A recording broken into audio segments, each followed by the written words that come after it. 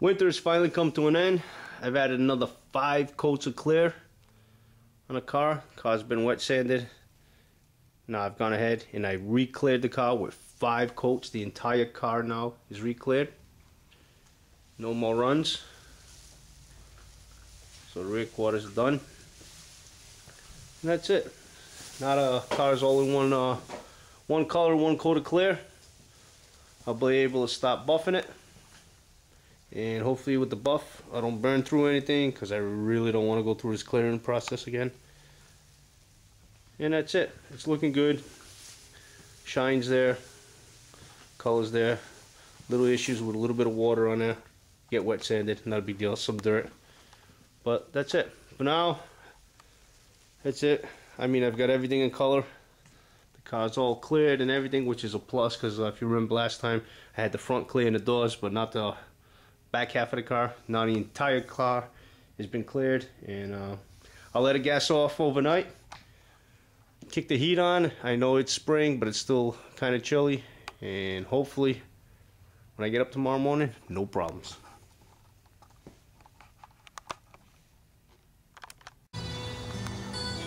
Alright, it's been 24 hours.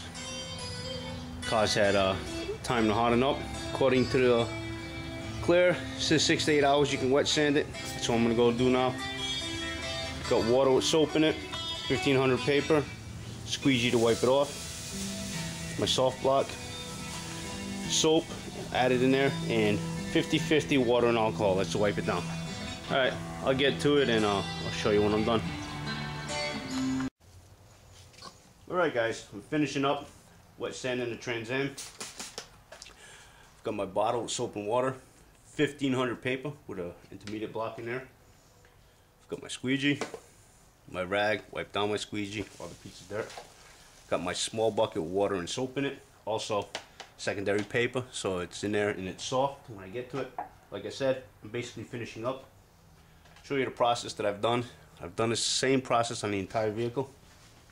Basically, first I wipe down, make sure there's no dirt in there. I've already wet sanded this, so I know there's no dirt in there. But I've wiped down, soap and water with the block. Come in, gone in a clockwise motion. The reason why I've done that, the buffer's going to turn in that motion, so it'll help release any scratches I put in there. Not going crazy, no pressure. I'm letting the paper do all work.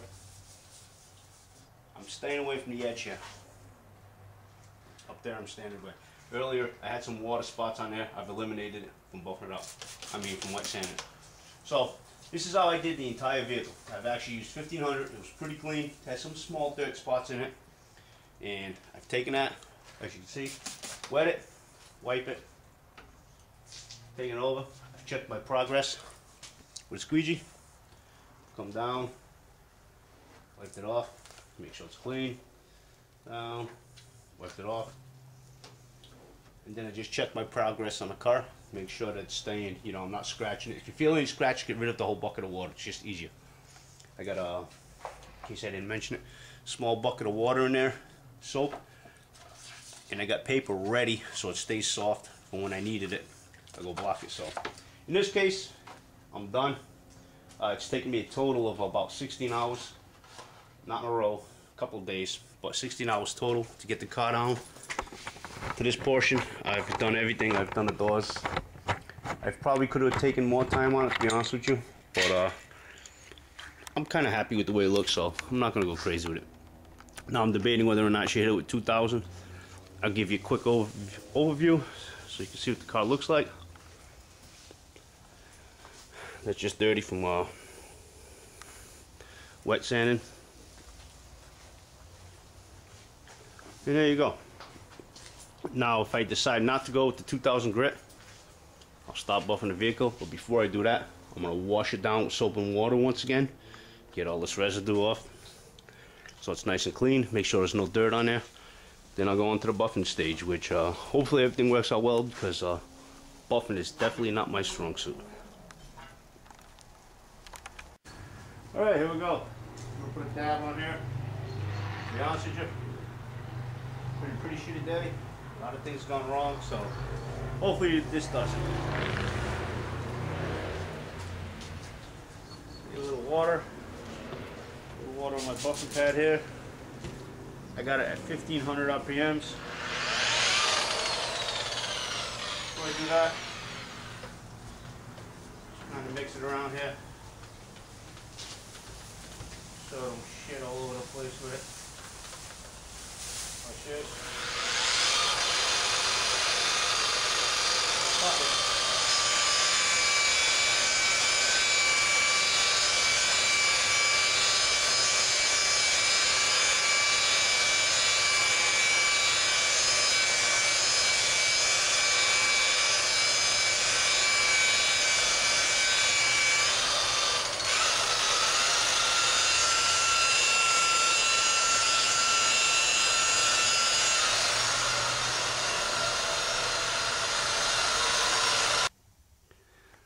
Okay, buffing process has been completed.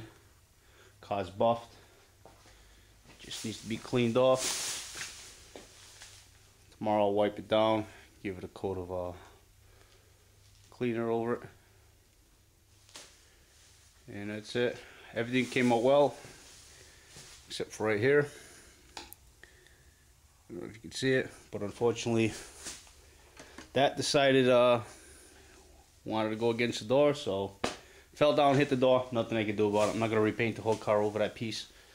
But as you can see, there's the car painted up. It's all buffed out. See the flames. Everything looks well. And there you go. So now with the car being buffed, I can buff the front nose, paint a mirror for the passenger side, maybe put the tail sections on. See how they go? They actually go onto here, into the trunk part. Put the filler panel in place. You know, just basically stop putting the car back together. Excuse me. And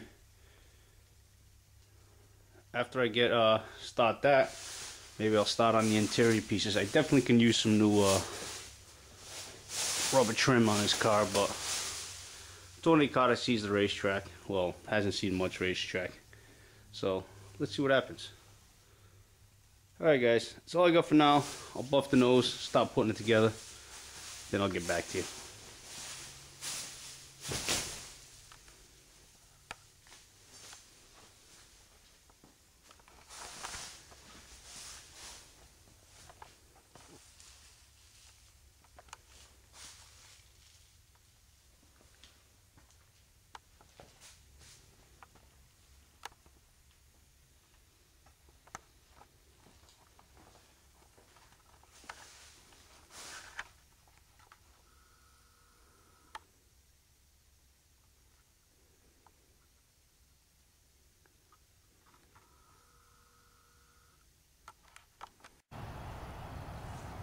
Alright, I've started putting the car back together. As you can see, it's outside, getting some sunshine, cleaning out the garage right now, so getting rid of all the dust and dirt. As you can see it, ran into a couple issues.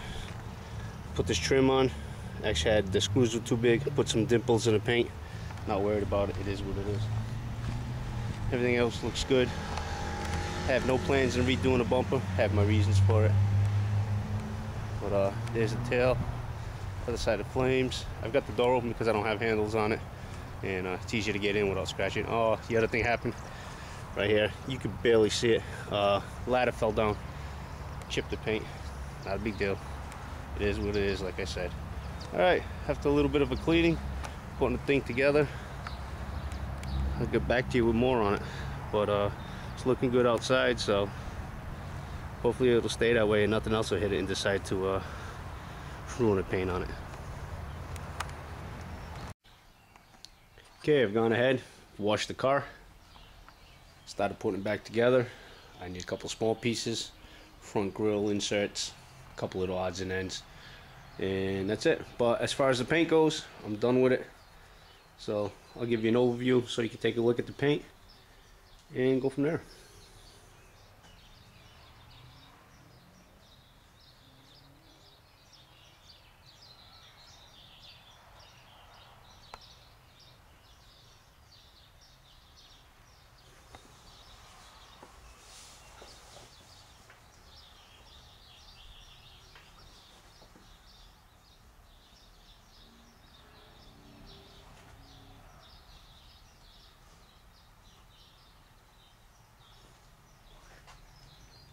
You can see there's that cut out for the tail.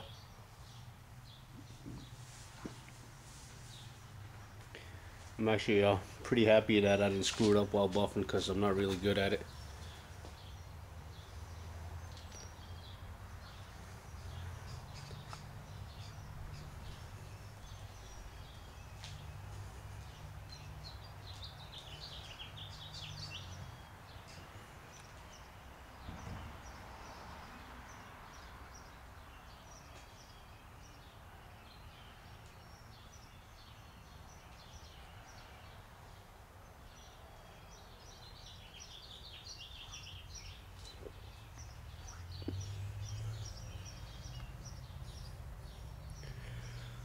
What you're seeing there, I thought it was a couple dents, but you're actually seeing the reflection off those rims there.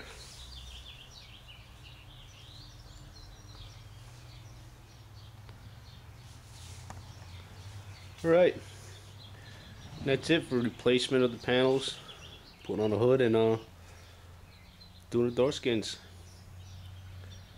Now, in all this painting process, probably didn't show you because I was busy with everything else, but some people might be interested. I actually got this online. Actually, Mark from Second Gen Camaro told me about some guy had it online. I looked at it, I did it, and it worked out well for me. I was getting a lot of water in my compressor, and what ends up happening is there's a gentleman online.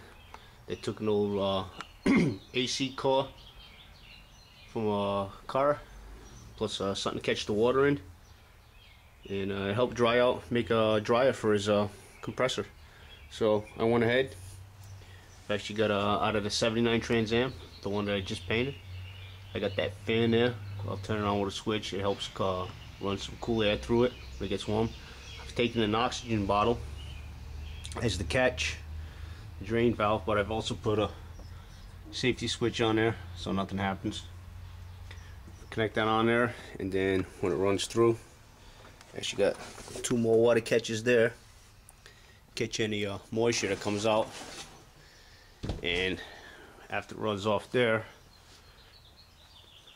I've actually got a filter that I'm running here before it goes into this piece, and then I'll run a filter at the gun. That way I don't get no water in the paint. It worked out really well for me. I was happy with it. Gentleman online, like I said, he had come up with the idea. Mark had told me about it. I looked at it, made my own little twist with the oxygen bottle. But in all this process of doing a vehicle, I haven't had any more water issues, and it worked very well for me, and I was happy. Alright guys, I don't really have the internet, so Mark usually puts this on for me. So if anyone's got any questions, I might not be able to answer them to you. But thanks for watching, and hopefully we'll have some more.